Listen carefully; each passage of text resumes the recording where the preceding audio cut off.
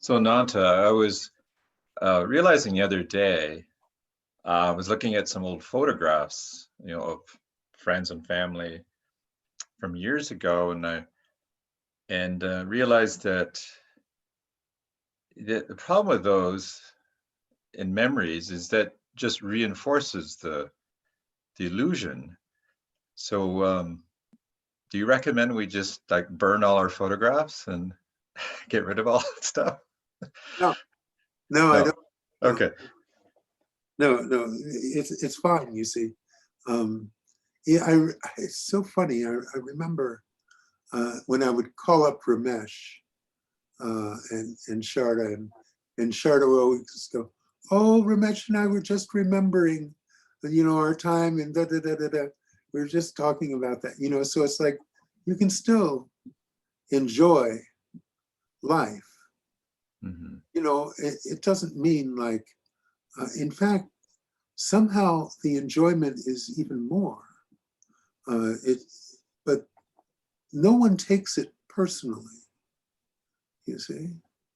So everything goes on just the same as before, but no one is lost in it. You see, no one becomes lost in it. So it's not like like Nisargadatta, he smoked bidis up until a year before he died. I mean, like he really smoked them, and they were big hunkers. And he worked in a bidis factory, and he owned a bidis factory. That's how he made his living.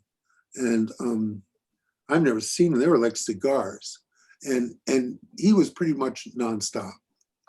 And someone said, "You're enlightened. Why would you, And he said, "Well, this is what the body wants. Why would I interfere? Why would I get involved?" It wasn't until he had throat cancer and it was inconvenient, you see, that he dropped it. Mm-hmm.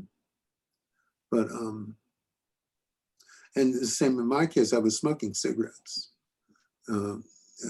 right up until it became inconvenient. Got double pneumonia, had a hard time breathing, and I didn't really have an option. True.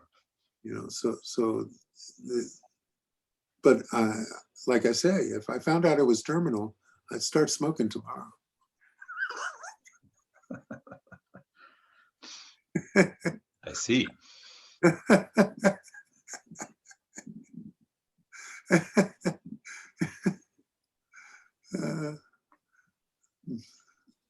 But it's so you still do exactly what you would have done before. It's not like all of a sudden there's prohibitions or things that you shouldn't do. Everything just goes on, and you don't have to worry about it because none of it's about you. It's not you. Now, you see, there's all different cases, all different personalities that do all different things.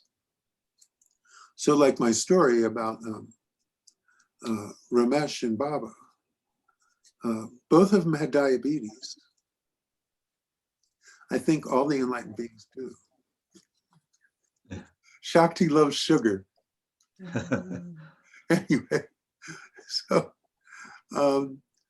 but no, Baba had diabetes, and he continued to eat sugar. He would sneak it. People would bring it to him, sneak it to him. And so I was privy to all this because people would come. All the Indians who would come would make him home-cooked meals so he would have good Indian food in America. And all of them included a liter of Pepsi because they knew he loved it.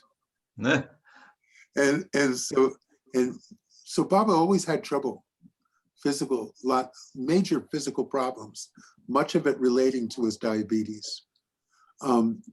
Ramesh found out he had diabetes and he never had sugar again. Never. People would bring him chocolates. He would never have it. He'd give it to other people, like that. He never had sugar again. So you see, different personality types dealt with it differently. That's all. Yeah. So there's, in other words, they're still making personal choices They're on some levels. they're acting according to their conditioning and Right. according to the way they were designed. Okay? So just because Maharaj was in a constant state of peace didn't mean he didn't yell at people and get pissed off. He was just at peace with it. That was his personality. That was the way he was designed. And he used that as a particular teaching method that was unique, you see. So his teaching method was to argue with you to get you to understand what he was trying to say. So he wanted someone to argue with him. And he was going to yell at you.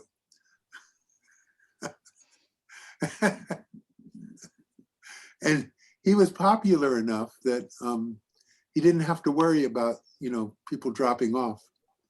There were people that would never go to him because they didn't want to be yelled at. Of course. Yeah.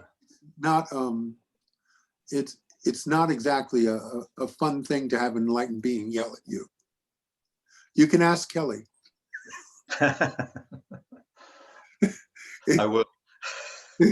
It's intense, you see.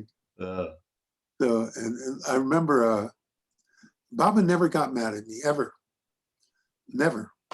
But he did have a temper and he did get angry with people. And someone once described it in one of the experience talks as like being hit by a silk sledgehammer. So all the expressions of life go on. All of the conditioning and the programming that is in, you see, this is a karmic wind-up toy. So there's all these energies that predetermine the motion of the machine and predetermine the expressions. All of it is already set up. Certain expressions are going to come. Certain ones may change with that sense of peace being overall, but other ones won't. You don't know. So there's no rules about it. That's why all these enlightened beings, they're so different. They're just so different. They're such different personalities. Some of them, that if they were in America, they would be very quickly put on drugs to calm them down, to help them with their psychosis. wow. But they're just acting according to their conditioning. And most, the one thing I think is true is that the enlightenment happens in cases where people are extremists. It takes a certain amount of gall to give up the street.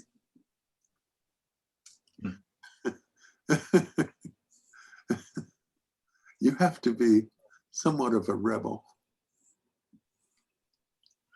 So,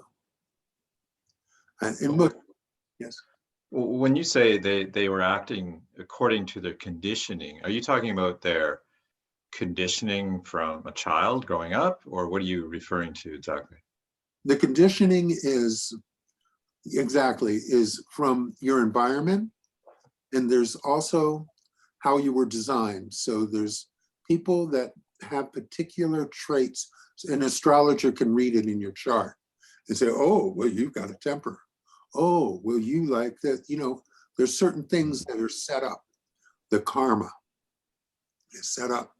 And there's other things that were impressed upon your mind through your conditioning. You could have had a bad experience as a child that affects you the rest of your life. And it may not ever resolve. It may just be a part of who you are, you see, that damage. But you see, that damage was also a part of the karma. So that's why it's a karmic toy. You see, there's all these elements that go into the particulars of how things are going to proceed. So if they're acting according to their conditioning, then are you saying, I'm not sure I'm understanding this, are they at the same time, are they at the same time, oh, I lost it now.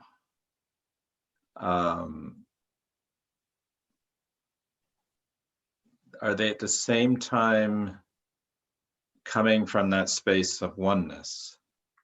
But are they aware that they're acting through their conditioning when they're doing these things? It doesn't even matter if they're aware of it or not, because they're just watching the show, same as anyone else.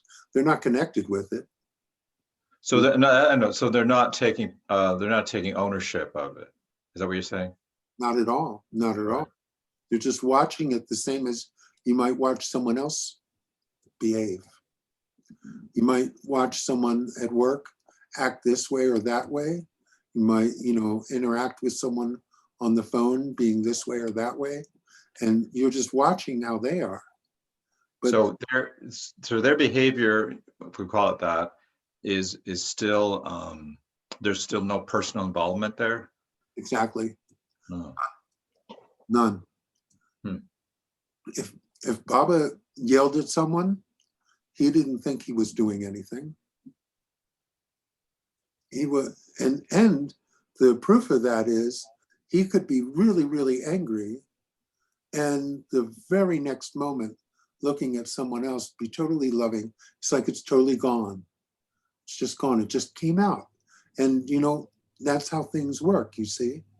They just come out. And an enlightened being, the thinking is that it comes out for the benefit of the disciple, however the behavior is. That's one way of conceiving it. But it's not even that. The enlightened beings are spontaneous. It's part of what gets them into trouble. So in their case, and I guess your case, so if something's said, there's no like, oh, I shouldn't have said that, or oh, I wonder. No, there's none of that. Okay.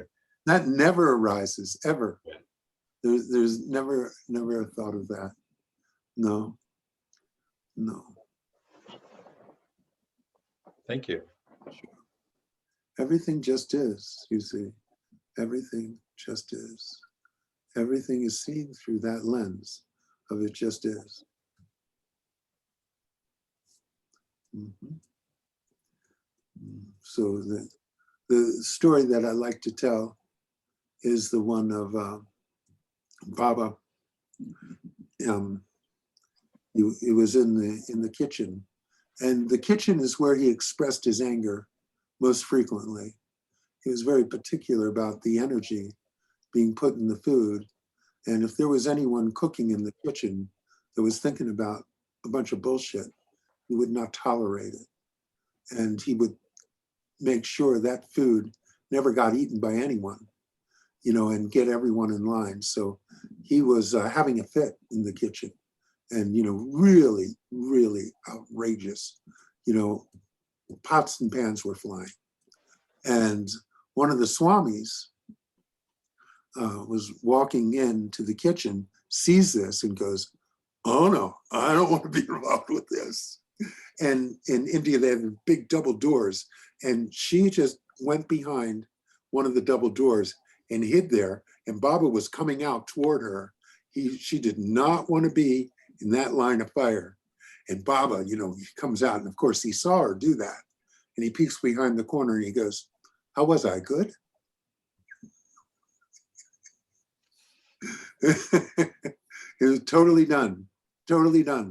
But you see, there was no one involved with it to begin with. You see? It just came out as it came out. No one judges any action. No one thinks they did anything. So there's no need to evaluate it. Yeah. Mm-hmm.